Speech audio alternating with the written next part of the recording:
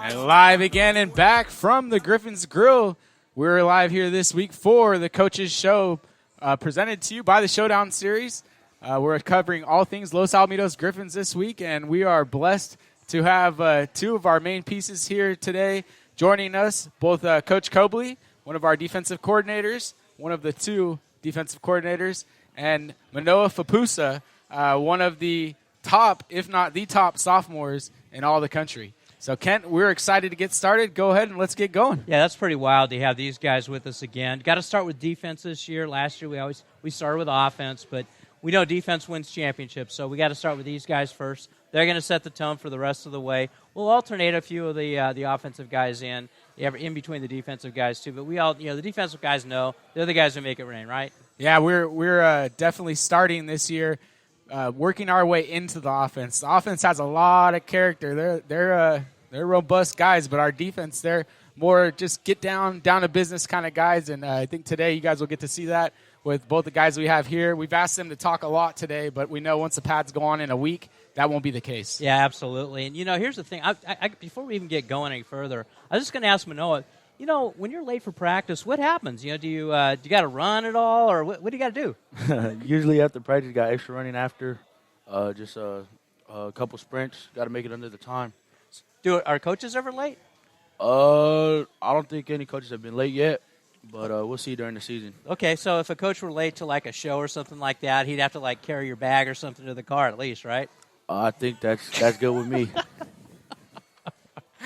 What a way to start. As of last week, we started with some inside jokes, and you guys are going to get them all year long. Yeah, I like this format a lot. I just wish I had another headset on so we could get Coach Cobes in here right away. So you're going to get me early, and then I'm done.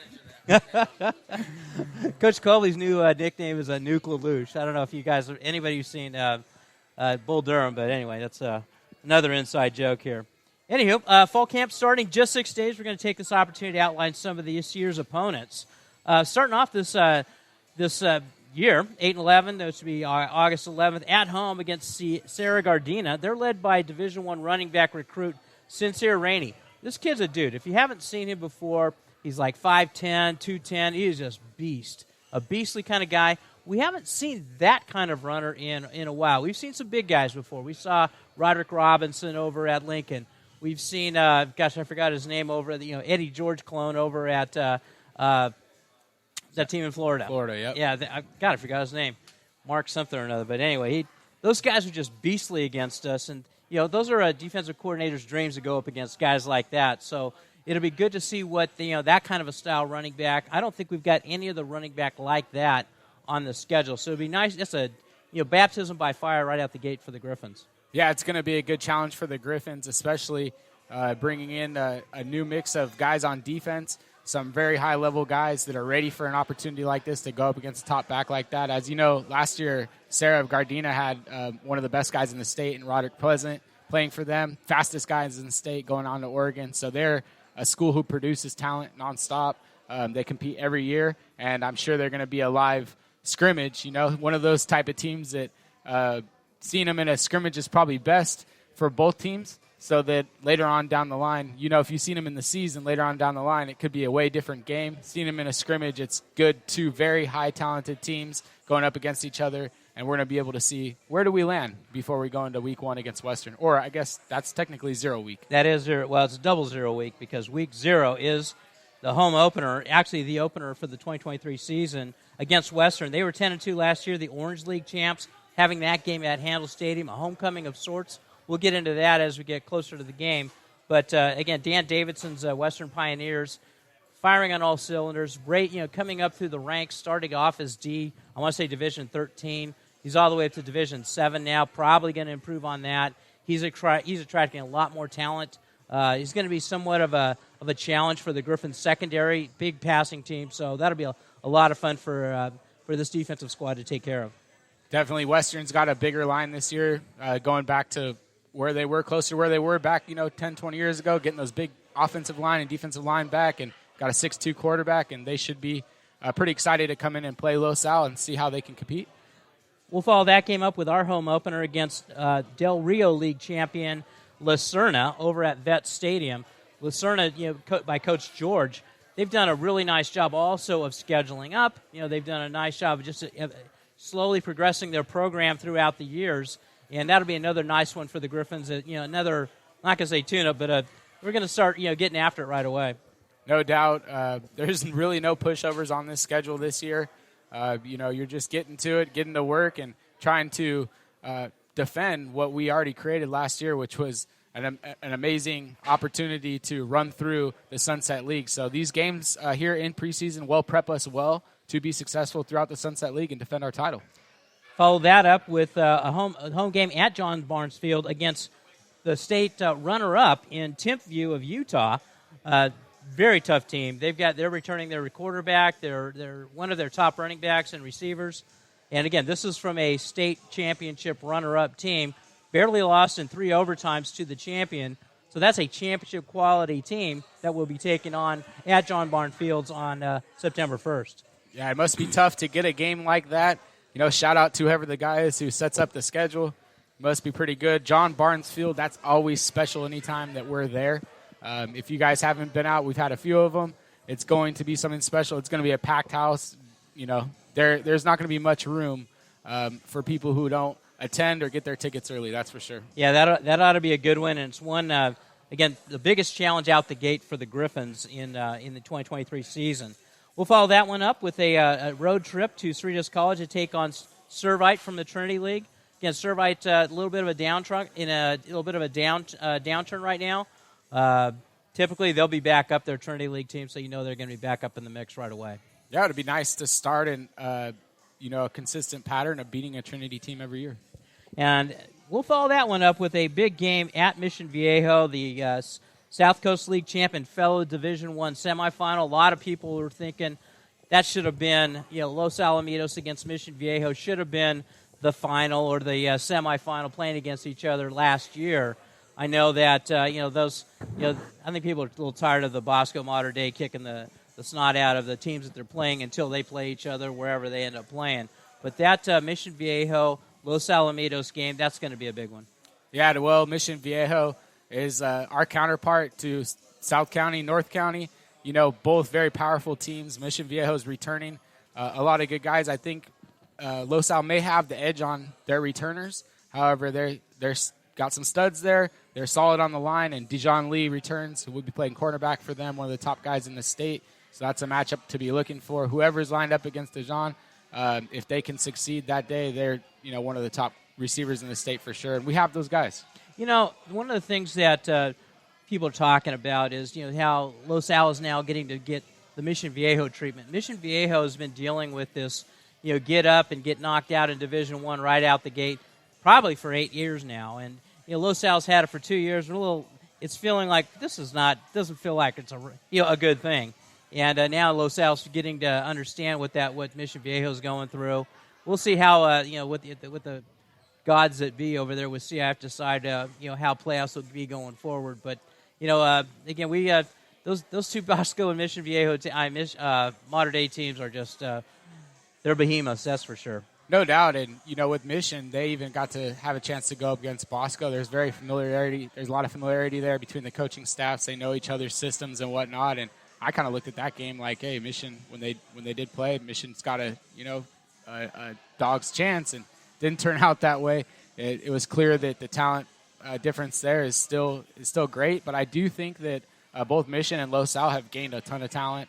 I don't think they're here to complain about where they end up playoff-wise. If the NFL was just a super seed league that just told us, at week 12 of week 17 of 17 weeks how things were going to work out for playoffs, we might not be as interested. I think it'd be nice for CIF to get it together instead of us always waiting every year. Oh, let's figure it out. Let's do this. Last minute. It's just, when does this stop, Ken? It's kind of the only consistent thing in high school football is not knowing what CIF wants to do or when they're going to do it, or they just work on their own clock. It's very interesting. It makes absolutely no sense. Well, this game with Mission Viejo might foretell what's coming forward in the coming seasons, as CIF has decided we're going to go ahead and create a top league of 4 teams, and again those in the know believe that Los Al and Mission Viejo will be in that league along with an Edison and another team. So now you've got maybe the beginning of what might be a very long relationship between Los Alamitos and Mission Viejo. And I think both teams would really respect each other. I know there's a very strong respect by the coaching staff for Mission Viejo, and maybe vice versa. Yeah, I would say definitely top 5 coaching staffs in Orange County and LA together. You've got, the guys there at Bosco, the guys there at Mater Dei, Los Al, and Mission Viejo in no sequential order. And then that 5th spot, it's going to be tough to figure out who you'd put in there. But more than definitely, all of these teams are always ready to go on any given night. And it's going to be interesting, Kent, developing that type of format for what won't be the Sunset League anymore, but more than likely another league. How does that work out? If you're putting the top 4 schools in there, do all of them automatically make playoff berths? Do you see 2 teams out of playoffs? Is it going to work the same way they mix up the divisions? It doesn't make a lot of sense to me putting that together, but I don't know much about it. Yeah, we'll see. And again, not our call, not our power. So we'll just play who's ever in front of us. I'm doing coach speak now, right? Isn't that what? Yeah. Did I drop the first cliche? That was the first cliche. I love it. First cliche of the day. I get the first one. That's a great one. All right, we'll have a bye. Then we'll follow that up with a Thursday night game, the only Thursday night of the season, at Huntington Beach High School against Fountain Valley, as the Griffins will begin the defense of their 3rd consecutive undefeated Sunset League title, which is something that has been unprecedented since back to the 48-50 Fullerton Indian team. So that's something that's, I'm not sure the coaches even are aware of it or even care. But if the Griffins run through the Sunset League undefeated again, they'll set the record. They'll tie Anaheim for the all-time record of 4 consecutive unbeaten Sunset League seasons. That's pretty special. That's that Anaheim team that goes back to 1952 to 56. So that's how far back that goes. Griffins are on the verge of setting some pretty serious history there. It would be nice. I think it's something that might get scribbled on a piece of paper just before league starts in the game plan. Like, hey, guys, look at what's right in front of you to grab if you guys can run the table here. Well, I'll be talking about it a lot because that's what we do. We talk about that kind of stuff. We'll follow that up with back to a Friday night game home against former Griffin quarterback Jaden O'Neill and the Newport Harbor Sailors. That'll be at Westminster High School. Be good to see Jaden back out there. He'll get his shot as a starting quarterback. And, again, familiarity. You got all these guys that played with him last year as a freshman. So it'll be good to see what he can do with the Sailors.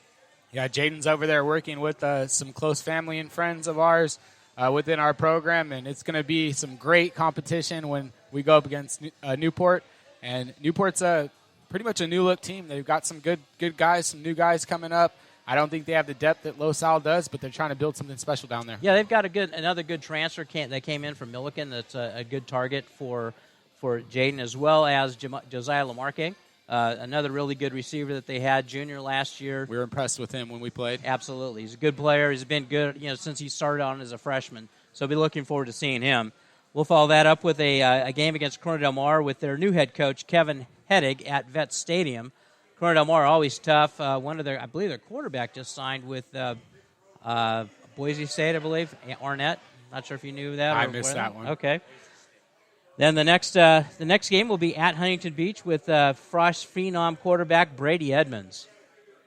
Yeah, Huntington Beach is doing their best as well to load up. The Sunset League seems like a place to go nowadays. We've seen a couple guys migrate over there to Huntington Beach last year. They still had a tough year, but they're continuing to knock it down. And as we know, Huntington Beach has got a ton of talent around. It's just a battle between Huntington and Edison of who's going to get the talent. Where do the kids go? And when Huntington and Edison play each other, obviously there's a huge rivalry there. And we'll see how Huntington looks this year. I really don't know where to land on them. I don't know where they're going to land as a team.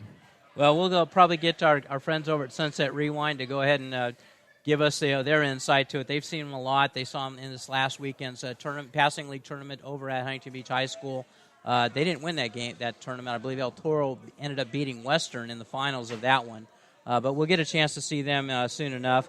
We'll follow that one. Nice segue into taking on Edison at Vet Stadium, likely going to be for the Sunset League title. I think anybody who's following a Sunset League wouldn't be out too much on a limb to say that'll be for the title. Big game, Week 10. Can't set it up any better than that. Yeah, I mean, Edison, Week 10, that's what you play for. At the end of the day, when you're lifting, putting in the work, benching, maxing, everybody's talking about what's the goal at the end of the season? That first goal is to win the Sunset League title. So, that's probably on a lot of people's minds and a circled game on the list. Edison returns a lot of great players. They also have their old head coach who's been there as an assistant coach, but he'll be now taking over the defense. So I think they're looking to try to shut Los Al down, and I think offensive coordinator T.J. Fenton will have something in store for him. And now we'll take a quick break, and we'll be back with tonight's guests, Griffin's defensive coordinator, Michael Cobleigh, and sophomore lineman Manoah Faupusa. The Showdown series hosts athletes from all over the western United States to come and compete in highly organized, efficiently run 7-on-7 and 5-on-5 tournaments with 100% CIF-trained officials. We pride ourselves on having tournaments that start on time, run on time, and stay on time. You can expect to complete pool play and single elimination playoffs all within 5 hours. The Showdown Media Group provides free content to each team and has recruiting services at all our tournaments, including 24/7 sports and national preps, which connects with over 270 colleges for our athletes. Catch us on the web at www.theshowdownseries.com. And we're back live at the Griffin's Grill, and it's a pleasure today to present you guys with defensive coordinator Coach Cobleigh, Michael Cobleigh, and sophomore defensive lineman of the year, Manoah Faupusa. How's it going, guys? Good. Yeah, it's going good. How about you? It's going great. Coach, if I could get you to put that mic up close. We're just getting started this year. We're 6 days out from camp. We wanted to set the tone, come in hot today with a couple defensive guys, and just check in with you guys, see how the offseason was. Manoah, how many pounds did you put on from last year? I think 15. And Coach, how about you? I'm up and down, man. I'm up and down. Yeah, I just had to set you up for that one. I know you got something coming for me, Coach. No? You're saving it? All right. So lots of defensive starters out from last year's team. Last year was a phenomenal team. Had some tremendous play on defense. You know, the likes of Ethan O'Connor leaving to Washington, playing cornerback. Makai Lemon in there, getting his mix in at cornerback. Gavin Porch. The list goes on and on. A bunch of guys returning, and the Sir Bibles. Manoah, yourself, you'll be playing on the defensive line a bit this year too as well? Yes, sir. Okay, and a bunch of other guys. Coach, are you excited for this year or what? Yeah, well, I'm really excited to see, the way people have been coming in and out of the school. I'm excited to see who's going to show up on Monday, to tell you the truth. Sometimes we don't really know. Guys are moving all over. It's like the transfer portal, man. It's crazy, right?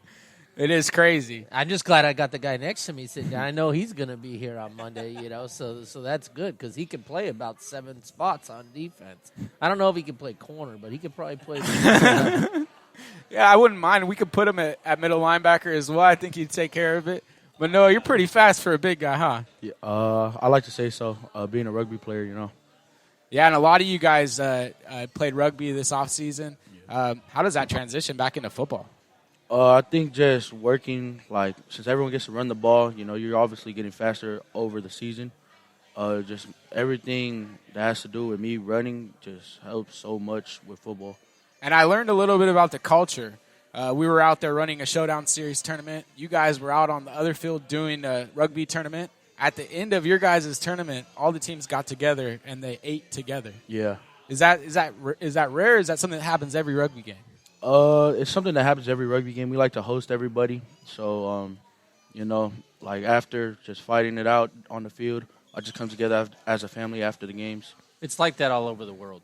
Every rugby game that's probably ever played, there's a social afterwards where both teams eat together, drink together, and the way it's when supposed they get a to little be. bit older, yeah. Okay, and I totally forgot. Coach, you have a lot of experience in rugby yourself.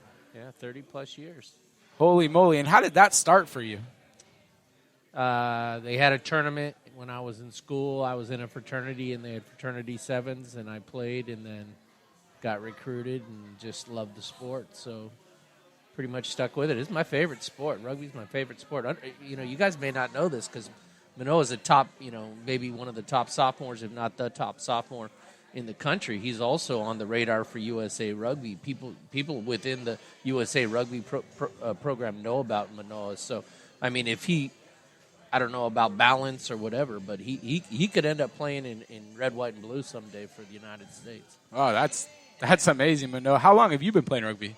I've been playing rugby since I was 8 years old. Holy smokes. That's a game we don't know a lot about personally, but we know it's exciting. We're getting to know it a little bit more as we go. And I totally forgot, Coach, that you have that much experience. So you've been a rugby guy. Manoah, when do you guys play rugby in coordinates with football? Is it only during this summer or the end of school season, or when does it happen? We start during the winter season, winter until spring. And then we also have summer sevens that we just ended last week. And how many people from the Los Al football team are on your rugby teams with you or play rugby with you? I think we had a little, like 10, I think, that played rugby. That's pretty awesome, huh? Yes, sir. Okay, and going into back to the Los Alamitos Griffins, we're looking at replacing guys like Gavin Porch this year. Smaller guy, but the heart and soul of the team could really do a lot on offense and defense. Who's another guy like Gavin coming up this year? How do you replace guys like that? Who's another guy like Gavin who's going to be an all-purpose guy, I guess, for us? I'd say the person that's most like Gavin is probably Gerard Terry, and he was with us last year. But yes, Gerard is equally adept at offense, defense. He can play corner, he can play safety, he can play nickel, he can play outside linebacker in a pinch. He can play running back. He can play in receiver. The slot. He can play out wide. He was the MVP he was the offensive MVP of the Arizona camp, and he mostly played defense for us last year. So, he's probably the most like Gavin. And we should be seeing Gerard in the backfield, correct? Both. He'll be in the slot. He'll be in the backfield. He'll be in the secondary. You're going to see him. He's a weapon, no doubt. Yeah. And returning this year, we have some guys who played a bunch of defense as freshmen. Like you said, Gerard Terry, Iveritt Kerrigan at linebacker, Manoah Faupusa, and then a few others, of course. Sir Bible was a sophomore, got some playing time last year. He'll be back. Zach Misa. Misa as well, yep. Talk about the football IQ that's needed for guys that are freshmen and sophomore to be able to come in and play like these guys who had success last year. Well, these guys like Manoah and Iveritt, Carson, Jamiron, all those guys, they came in with such a vast football knowledge that all we wanted to do was cultivate that. They come in from the top club teams and the top programs, and so their football knowledge is way higher than most. And so to continue. We just have to teach them our system because if you talk to them on a football level, their IQ is so much higher than most people. If I start talking to them about driving to the hole or playing the high hole, low hole, or playing like cover 2 versus cover 4 match, and they know exactly what you're talking about. You talk to some people and they have no idea what you're talking about. So when I introduce any kind of technology that may be new to me, like match, carry, deliver, they're like, "I got you, coach."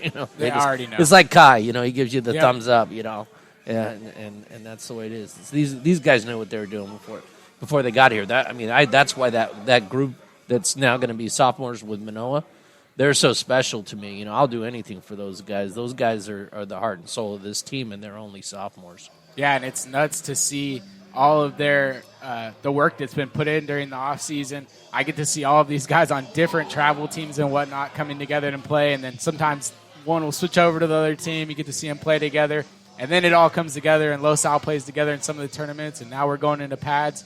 So, Manoah, as all these guys come back together from all these elite-level travel programs and all these elite camps and these college tours and all this other stuff, how is it for you guys to just get back together as a group and bond and build whatever this year's goal is going to be together? It's great. We've been having some player-ran practices last week and going on this week. So we're just building our team chemistry, and we look sound, And how's the attendance to those player-ran practices? We try to get everyone there, but, some people have some stuff that comes up, so that's fine. But if they could be there, they're there. And out there, you guys are being led by your quarterback, Alonzo Esparza. Yes, sir. Alonzo and Zechariah Misa are captain of the defense. Okay, so Zach Misa is taking care of the captain of the defense. Is Zach going to be carrying the honor of the Ace of Spades this year? Have we decided that? Yeah, he is. we did have someone else in mind, and so Zach was really the first one that was chosen by the players. In the past, the coaches it's been pretty obvious who it would be. Yeah. But, I guess the players did it in the past too, but we guided them a little bit. But I talked to Manoah and some of the guys, and Zach didn't want to do it initially, right? And then and they go, no, you're it. You're got a choice. It. He's got a really high football IQ. Like I rely on him to get the messaging down on game plans and stuff like that. Manoah does too. There's no doubt Manoah's our leader when it comes to the weight room, when it comes to campus, when it comes to the field and stuff like that. Now, those other guys might individually lead the offense and the defense, but when it comes down to what are we going to do next, he's going to lead the way. And that's a huge heap of praise there from Coach Cobleigh. That doesn't it's hard to live up to that simply because Coach just knows that you're going to take care of business every day, and it's up to you to keep doing that. So, Manoah, has this been you your whole life, or did you work to become this guy? Did you always just show up on time and be that leader, or what have you been doing to become this guy? I don't think I was always like that. My first year at the Buckeyes, I was a quiet kid. But that second year, I think that's when it really woke me up. Like, I need to, turn it on, and I didn't start leading the team. So ever since that second year at the Buckeyes, it's always been like that. Last year, I tried to be the leader, try to step up when our leaders were down. Yeah, you definitely know that there's guys like me, safeties and linebackers and stuff, who get a little out of hand, and only one person who could smack us into place. You look like that guy. So you guys are down there. Misa's going to be giving some of the calls down there. He's leading the calls on you. Misa's giving the calls back to the secondary. Secondary's spreading the calls. We're all communicating on defense. We're getting ready to go. Everything's going to look good in 6 days when we go out there and practice. Is that right? That's the plan. Okay. What's funny about that is when it comes to the D-line, the one that you would least expect to be vocal in understanding where things are and what the formations are and stuff like that. Leakey's really good at that. Leakey will call out, the back's on the right, look for this or that, or he'll tell people where they're supposed to go at certain places. Yeah, it's amazing because he doesn't really say 2 words, but he understands the game. He just goes out there on defense and takes care of business. I think you guys, as a defensive line, our heaviest set as a defensive line. What would you say, Coach, pound wise? How many pounds do we got on that defensive line? Between Noah, Leakey, and whoever the next guy is. Well, Manoah's going to offset the other kid a little bit. So we're going to be close to 900 pounds across. Oh, that's crazy, man. We're only 3 guys. I'm pretty sure that the 3 guys in front of me, we might have been 600 pounds, and if we had 4, we were probably 750. Yeah, we had 5 that one game, and I think they might have barely made what these guys put out. They definitely couldn't have lifted probably what they did. But Manoah put up 405 and 600 this summer. So in 2 lifts, he was in the 1,000-pound club. Right? Isn't that right? Yeah. I couldn't make the 1,000-pound club with all the lifts. Yeah. Oh, man, that's crazy. Yeah. So, Manoah, you got like I said, a big position here to lead this year. You guys as a team have a whole new identity, right? Last year, all these lights and all this stuff on you, which for me, I'm like, this guy's leading the offensive line. It's got to be tough as a sophomore. What did you learn? What was the toughest matchup? What was the toughest game for you? And, where did you feel like you succeeded? And where did you go back at the end of this season and feel like you needed to work to get better? Definitely the modern day game. I always had different people on me, so I had to change up what I was going to do depending if they were a speed guy or a power guy. So I feel like that was a really tough game for me, just physically and mentally too. Yeah, I can bet going into that game, all eyes are on you guys. Yep. What about traveling to Florida? Florida, I feel like the heat and the humidity really did a part on us. I feel like we weren't really ready for that. But the linemen over there weren't much better than us. So talent-wise, you'd say modern day compared, the best of the best in California compared to the best of the best over there in Florida, you'd say California's got Florida beat? Easily. Makes sense. Talking about the challenges this year, is there any challenges for you guys as a unit, playing together as a new unit, having a couple new guys come in? You guys got Tuchek at cornerback. He's been a terror for us. We got Jet White back there. We have a couple other new guys coming in at linebacker. Talk a little bit about these guys that you'll be able to play with on defense and how you're feeling about you guys as a whole unit. I'm feeling good. Got a 4-star linebacker, Kamar. He really fills the gaps good. He's a force on the defense. Got Isaiah Rubin up top at a safety. Solid lockdown. Who else do we have? I can't even think, but yeah, Tuchek. I've been playing with him at the Buckeyes. He's solid. Always been a great kid. Are we wrong when we say that Tuchek is super underrated? That these guys are going to learn about him this year? Yeah, everyone will know Tuchek's name after this year. I got a question. I don't know if you guys are hearing me loud enough. Who's going to be the biggest hitter on the team? Biggest hitter on the team this year. Who do you think is going to be? I like to think myself, but besides me, I say Kamar or Leaky. Leaky could hit. And when it comes down to practice, when you guys put the pads on, and we say like Kamar versus who's going to be on offense, we want to see, big hit. Probably Kobe or Anthony. Oh yeah, Kamar and Anthony. That's going to be a collision, huh? Yep. Coach, we're talking about all these different guys. These guys are much better than the guys you had playing for you 10, 15 years ago. What changes for you as a coach? I ask you this every year, and I think it's got to keep changing. See, now, most of these guys, you can't overcoach them. You got to let them be athletes, right? Because they're so good already. But what you got to do is you got to get them. You got to gain trust, because that's the hardest thing. Is that you got to get them to trust that you know what you're doing. So if you do it this way, we're going to be successful. And, all 11 have to be on the same page, otherwise we're in trouble. And that's the hardest. The biggest obstacle is to get you to trust. Because, I'm a 55-year-old guy. What do I know about defense? They never played at a high level or whatever. What do I know about defense, Yep.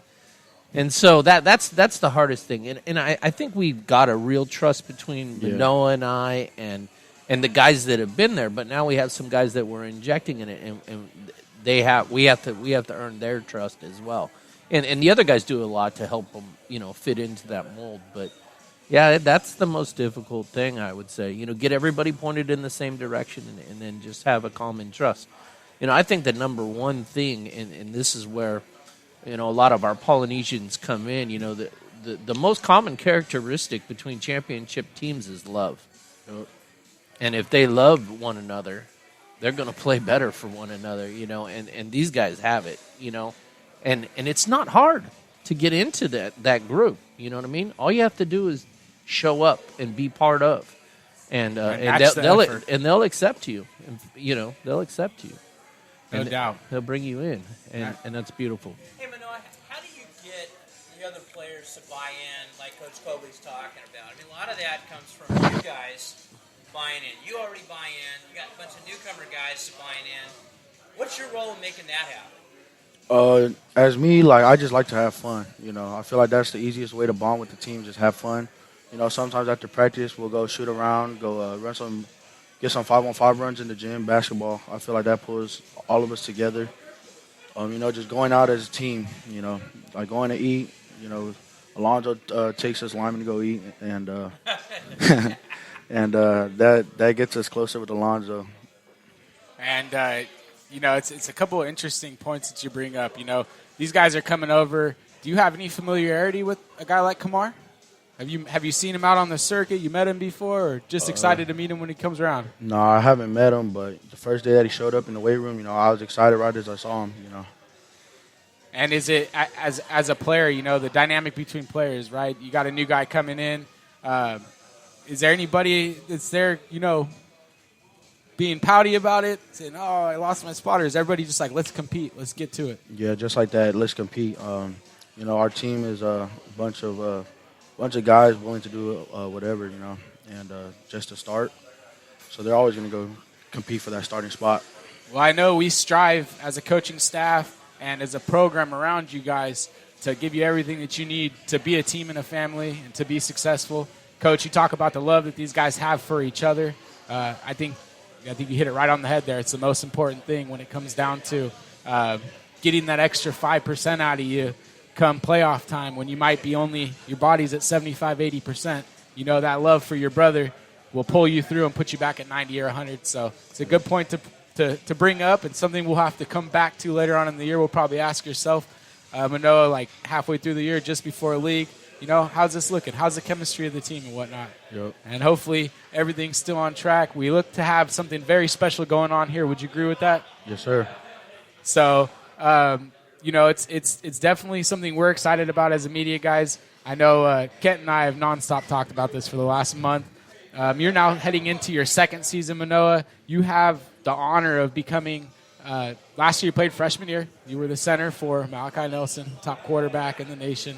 Not the center. Sorry, not the center. On offensive line. Left tackle. Left tackle. Even more important than the center to some, right? You're guarding that blind side. So this year you go into it with just as much necessity to block for that quarterback. Got a brand new quarterback in Alonzo Esparza. He's a bit different than Malachi. Malachi likes to sit in that pocket. Alonzo, he'll get moving. Yep. What changes for you having a moving quarterback now? Nothing much. It's still the same love for Alonzo. Me and him are close. I'm still always going to have his back. And off of your play last year, you were able to earn, what did they call it, the freshman player year, and now it's like the sophomore. Who put out that program? I know 15,000 people voted for you. Give us the details on that. SB Live, they put it out, a little poll for 2 weeks. It recently ended like last week, I think, and I won it with 15,000 votes. Holy moly. How did you get 15,000 votes? It's really all family, That's just his first cousins. Yeah. So what you're telling me is you put out the word to the pipeline, like we like to call it, and it was over. No one else had a chance. Yeah, my aunties just got right to it, voting every day, nonstop. Hey, I got a vote in there too, right? Yeah, I put one in there too. I didn't One? put any extra. Thank you. One. I didn't automatically just hit it. I saw the thing on Twitter, put the vote in, and called it a day for myself. Actually, I was surprised. I'm like, once I found out you won, I'm like, man, holy smokes. That's pretty sweet. So, like we said earlier, I wanted to check with you. Toughest player or team you went against last year, other than Mater Dei? That's not fair, dude. That's like going against a college team. Definitely Long Beach Poly. The DN, Dom, he was very solid. To start the game, I wasn't really sure of what moves he would throw at me or what he would do at all, but I think I locked in and held him down for the rest of the game. Do you have any matchups circled on the calendar this year? Definitely Timpview. I was just out there for rugby in Utah, playing the Utah boys. They're physical, so I want to see what they have, who's going to be lined up against me. And it'll be fun to play against a top-level Utah team, something we've never done here at Los Alamitos. Yep. Okay, and, right now we like to give an opportunity to the players to talk a little bit about their family as well. So we've got a little bit of history here, but talk about, your mom, your dad, and any other siblings you got, what sports they play, and tell us a little bit about the culture. Yeah, my mom's a hard worker. I like to say I get all my talents from her. I really look up to her and everything. And then my dad, he's always coached me since I was little. He put me in my first sport, which was rugby, and I feel like that's made me a great football player. My brother just graduated from University of Idaho. He played football over there. He went to Los Al as well. My little sister, everyone says that she's better than me at rugby. I don't like to believe that, but yeah, she's good. And I have a disabled brother. His name is Marquez. He's 21. And, every day I always try to go out there and be the best just for him, because I know that if he was able to do what I do, he'd be the best. No doubt. That's a good reason to do it. And, talking a little bit about your sister, does she just play rugby or play anything else as well?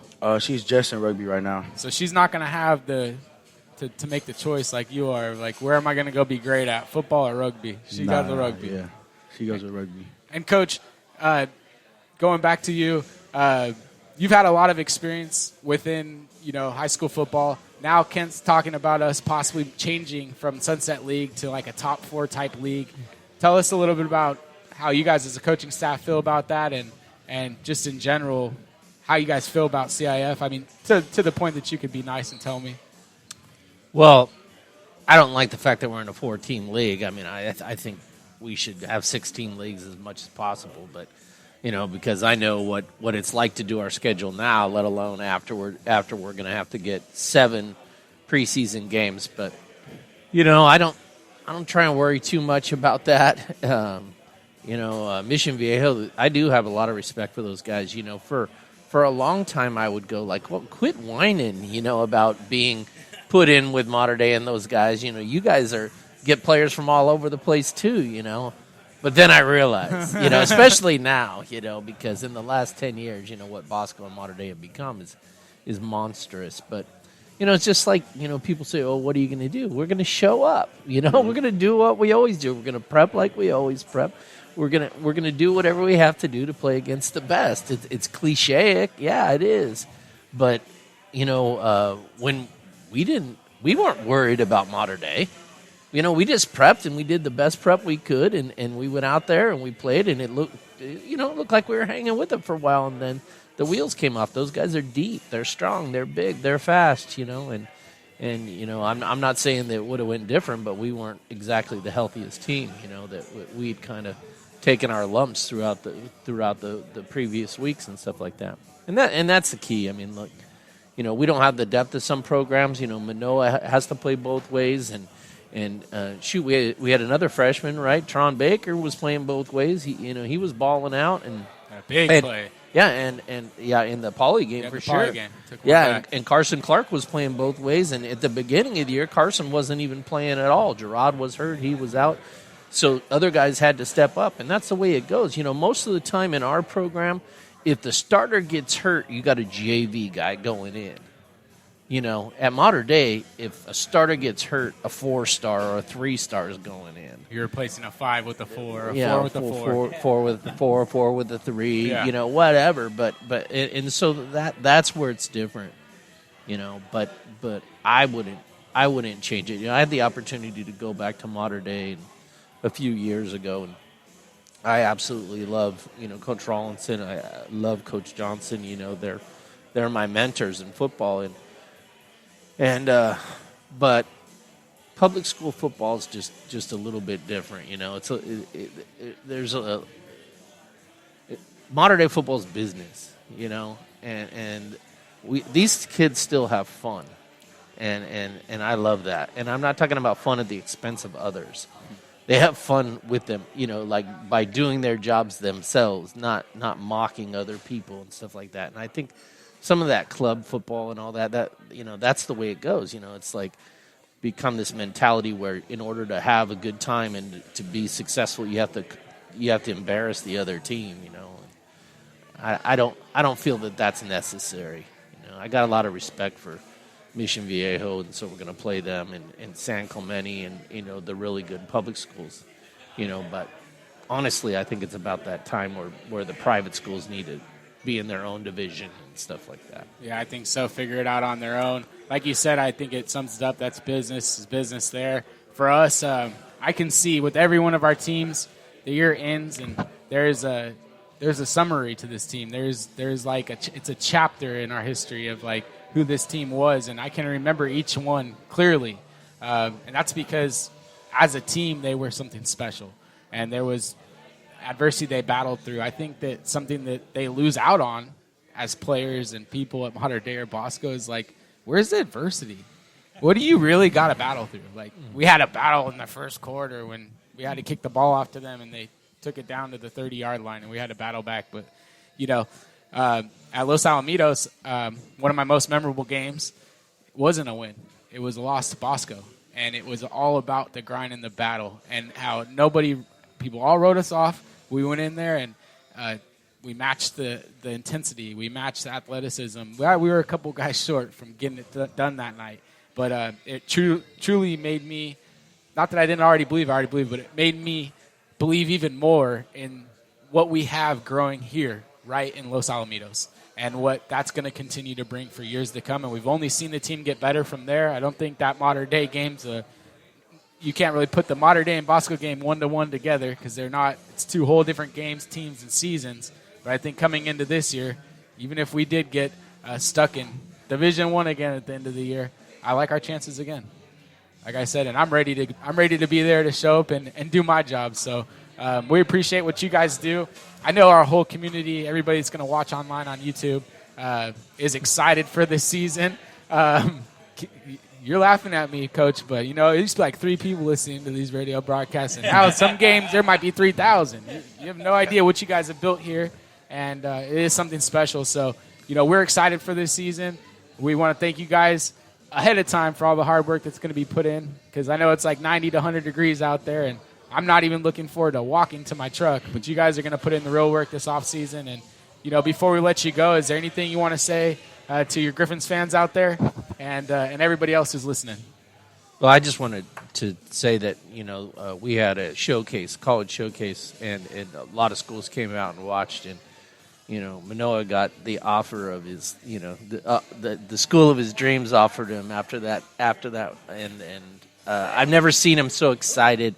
He was he got the USC offer on defense too. And he, just the look on his face, I go, so you got USC, huh? And he was like, yeah. And I go, are you is that good for you? Are you happy with that offer? And he said, that's where I've always wanted to go. And I was so happy. Just that's what it's all about for me. You know what I mean? Because I absolutely love Manoah, and when those guys get the opportunities of their lifetime that could change their whole life, that's it for me.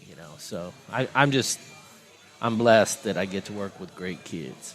And that those trips down memory road, we've been having a lot of them lately. We were at TJ's wedding and with Malachi and his dad and everyone else, and Malachi, talking about the old times, and we were talking about the players.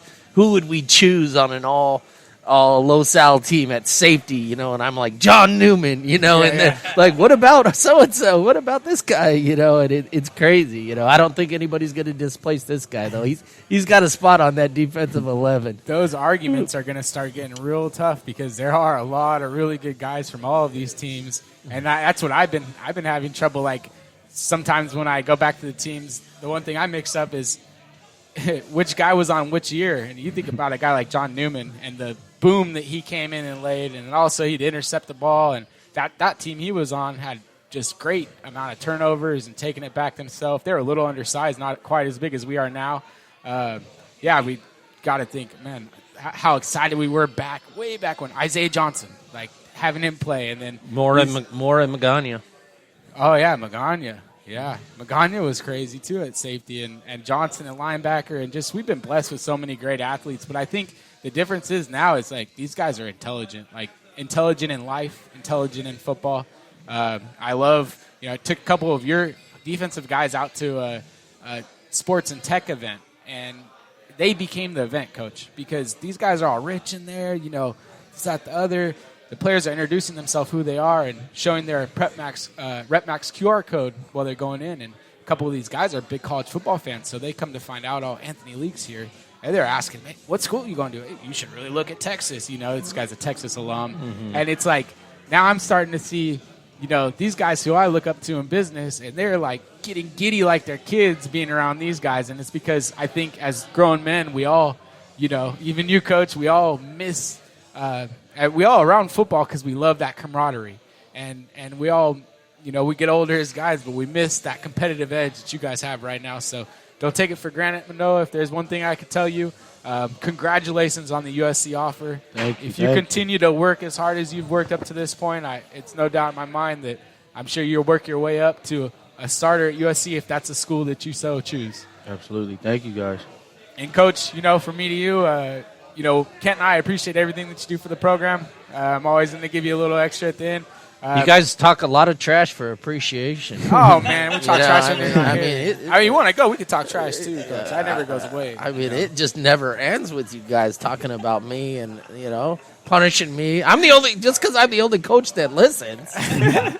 No, you're the coach who gave me the most punishment, so therefore your karma, right, is there to get you for the next, 25 years. So you got, 3 or 4 more left. The only thing I remember is you covered Fletcher on the wheel. That's the only thing I remember. I don't remember any mistakes anything anymore. Else. Oh, man, that's a great way to end the podcast. Coach Cobleigh's always good for one, and we like to crack him a little bit. But as you'll see, right now we got happy Coach Cobleigh. Give us till Game 7, and he'll be in the midst of the Sunset League, and you won't get a word from him. And, you guys will see the difference, and we'll keep cracking them all season. On that note, we're going to put a wrap for today's show. We'd like to say thank you to tonight's guests, Coach Cobleigh and Manoah Faupusa, and to our host, the Griffin's Grill. If you guys would like to come in for some great food and drinks, be sure to join us next week for our show as offensive coordinator and newly married man TJ Fenton and quarterback Alonzo Esparza will be with us. For Kent Piquel, this is Justin Conley saying thank you for joining us, and we'll see you back here next week